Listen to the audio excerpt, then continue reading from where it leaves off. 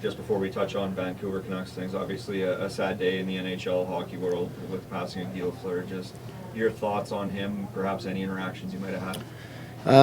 Never met him, but my dad's actually here, and we were talking about him this morning. And one of my dad's favorite players. And I remember his last game.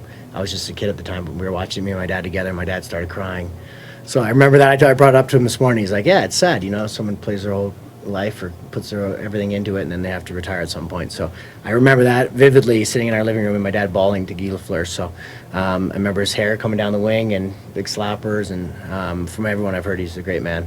Is it crazy to think that a hockey figure like that can have just such an impact on not just your dad, but it's really a whole nation? Yeah, I mean, that's just goes to show how special a person he was. Never got to meet him, but obviously from people that have, he touched a lot of people. What guys have talked over here about your impact on them, having Dylan Dubé over for dinner and stuff like that. It seems like you're really well remembered in Calgary. So what was your time? It's brief here, but what was it like being a veteran on this Calgary team? It was a great time. I mean, a lot of great people, a lot of great teammates. Some guys I knew before I came here quite well, and then guys I met when I got here. But all the guys were great, and it's a very close-knit group. So definitely it was a lot of fun, and all the guys, we always got together quite a bit and had a lot of fun together.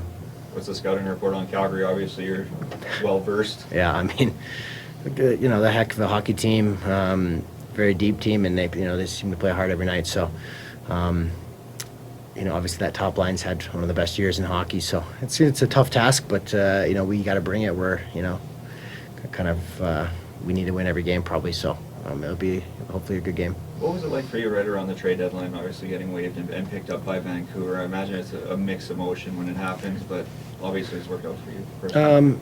Yeah, I mean, we kind of talked. I've talked to Daryl a bunch of times and knew, what was kind of up, and there's some inside talkings we had, but, I wanted to go play. I was lucky enough to win before, and, whatever happens with them, I wish them the best, but you want to go play, and if, as you get older, you want to be on a good team, but you want to play and be an impactful player. And I knew I could still do that. So I didn't want to sit and wait for injury or any of that stuff to get in the lineup. And it is what it is. How are you doing? How's the nose? It's broken.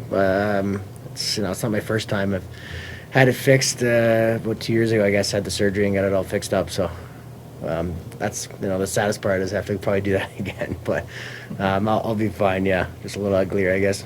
I might be misquoting Bruce a little bit here, but he said it's the price you pay for being a hockey player. Well, yeah, we all sign up, so you hope it doesn't happen, but shit happens, and wrong place at the wrong time, I guess. Okay, Vic. Awesome. We'll move to Zoom with Patrick Johnston, Post Media. Just on the note, getting the opportunity here, Brad. I mean, how important has this stretch been for you? I mean, you sound like a guy who wants to keep playing. You want to play as long as you can, I guess.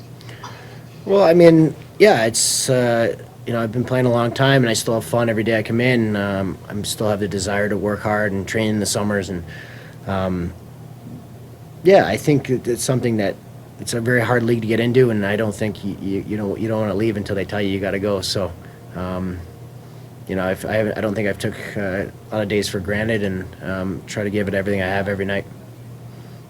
You joined the team obviously at a crucial time. It's been quite a wild ride.